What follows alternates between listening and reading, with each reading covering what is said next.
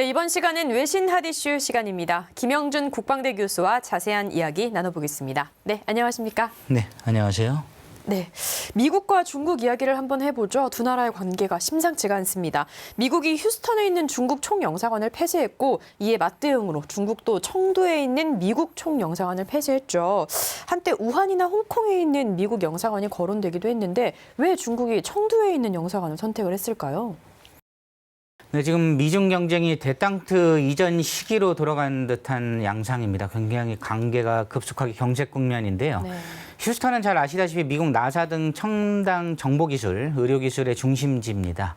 근데 청두, 왜일까요? 미국 영사관이 청두에는 총영사관에서 하는 일은 신장, 위구르 문제죠. 티벳, 이런 중국의 영림 문제를 담당하고 있는 기관이고요. 네네. 이런 지정학적인 문제들 때문에 양국이 각각 총영사관을 폐쇄한 것은 굉장히 큰 의미가 있다고 하겠습니다. 네, 또 휴스턴 중국 총영사관 직원들이 떠나자 미국 관리들이 강제로 문을 따고 들어왔는데 이를 두고 중국도 굉장히 반발을 하고 있죠. 사실 중국 정부가 휴스턴 총영사관 폐쇄를 공식 발표하지 않은 상황에서 미국이 이런 행동을 했다라는 건 외교적으로 상당히 문제가 될 수 있지 않겠습니까?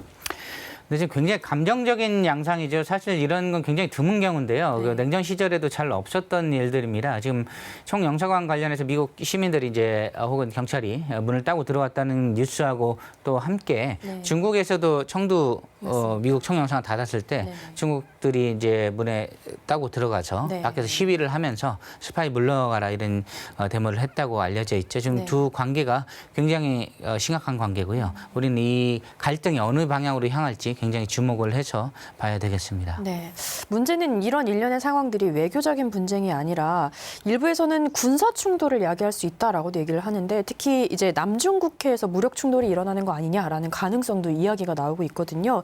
미국과 중국의 일종의 이 치킨 게임, 극과 극 대치 대체 언제까지 이어질까요? 저도 사실 여러 가지 이제 폴리티컬 미리터리 게임이라고 여러 가지 이제 훈련들을 할 때 미국의 남중국해, 중국과 이제 무력 충돌 어떤 그런 것들 상정을 하면서 훈련하는 경우도 있습니다. 근데 지금 우리가 굉장히 주목을 하고 있죠. 군사 충돌로 비화되는 거 아니냐.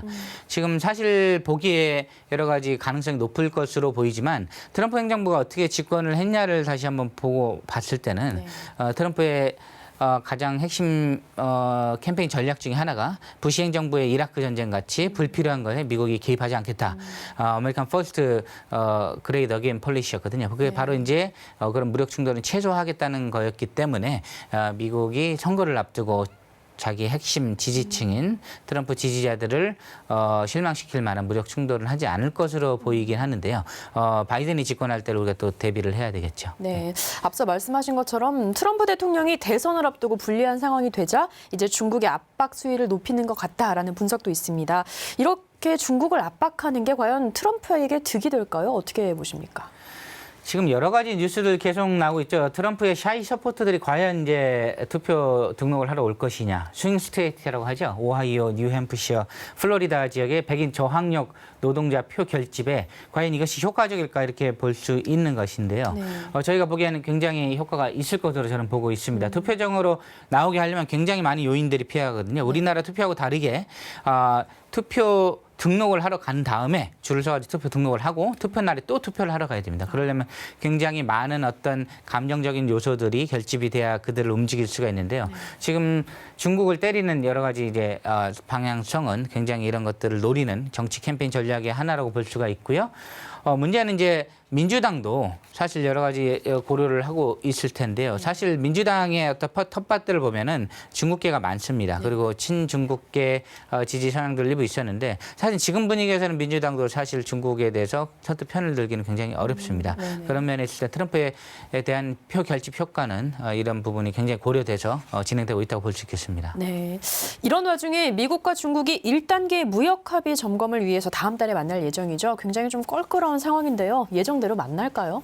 사실 이 회담은 저희가 이제 정치 지도자 간의 관계는 아니고 관료 간의 예정된 만남이기 때문에 그대로 진행될 걸로 볼 수가 있겠습니다. 네. 미국의 라이트하이저라든가 중국의 류허 관료 등의 회동들이 전망이 되고요. 지난 1월에 1단계 무역 합의가 되고 6개월 후입니다. 6개월마다 한 번씩 이행 상황을 점검하는 통상적인 만남이기 때문에 이번 갈등이 걸림돌이 될 걸로 보이지는 않고요. 네. 상황 점검은 체결할 때보다 의미가 덜한 만큼 예정된 만남은 계속 진행될 걸로 볼 수 있겠습니다. 네, 사실 이렇게 미국과 중국이 부딪히면 우리나라도 이 문제가 좀 민감하다 보니까 집중을 좀 해야 할 텐데요. 아직 양국 모두 우리에게 어떤 입장을 취해라라고 이야기를 하고 있지는 않지만 이게 세계적인 추세와 함께 우리도 입장을 정리해야 할 때가 오긴 올 것 같습니다.